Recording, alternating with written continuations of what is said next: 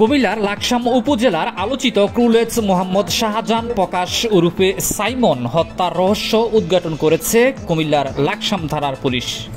গত ৩রা সেপ্টেম্বর লাকসাম উপজেলা স্বাস্থ্য কমপ্লেক্সের পরিত্যক্ত কোয়ার্টারের ভেতরে খাটের উপর সাইমনের মৃতদেহ সাদা কাপড়ে মোড়ানো অবস্থায় পাওয়া যায়। তার গলাকাটা ও শরীরের বিভিন্ন স্থানে আঘাতের চিত্র ছিল।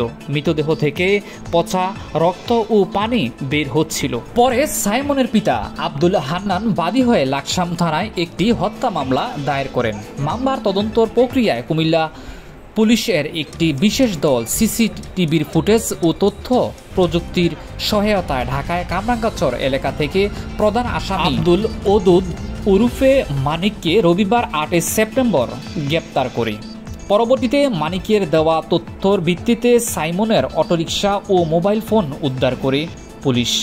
অপর আসামি মোহাম্মদ সানাউল্লাহকে লাকসাম থেকে গ্রেপ্তার করে পুলিশ জানায়, জিজ্ঞাসাবাদে মানিক স্বীকার করে সানাউল্লাহর সাথে সাইমনের পূর্ব একটি মাদক সেবন নিয়ে ঝগড়া হয়েছিল এবং সাইমন সানাউল্লাহর মোবাইল নিয়ে যায়। এই ঘটনায় প্রতিশোধ নিতে তারা সাইমনকে হত্যার পরিকল্পনা করে।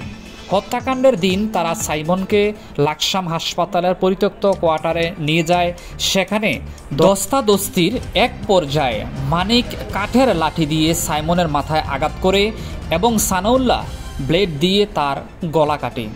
গ্রেপ্তার মানিক আদালতে ১৬৪ ধারায় স্বীকারোক্তিমূলক জবানবন্দি দিয়েছে। পুলিশ এখনও তদন্ত চালাচ্ছে এবং মামলার চূড়ান্ত নিষ্পত্তি অপেক্ষায় রয়েছে। বিস্তারিত জানতে আমাদের সাথেই থাকুন।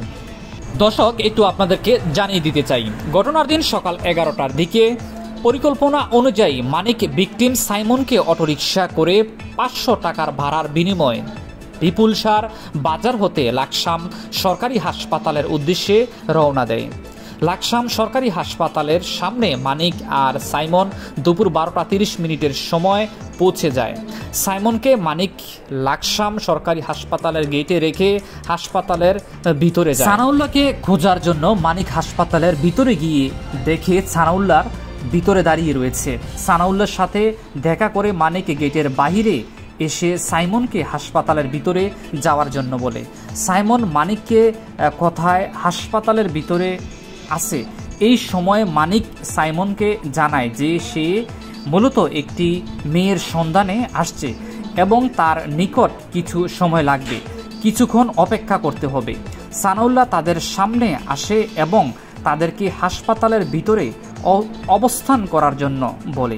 দর্শক, এর পরবর্তীতে সাইমনকে দস্তাদস্তির মাধ্যমে তারা হত্যা করে। হত্যা করার পরবর্তীতে গেটের বাহিরে এসে মানিক সাইমনের অটো লক খুলে নিজে চালিয়ে লাকসাম উত্তর কুলে রোডের একটি গ্যারেজে নিয়ে যায় এবং সেখানে নিয়ে ৩৪,০০০ টাকার বিনিময়ে বিক্রি করে সেই সাইমনের অটোরিকশাটি।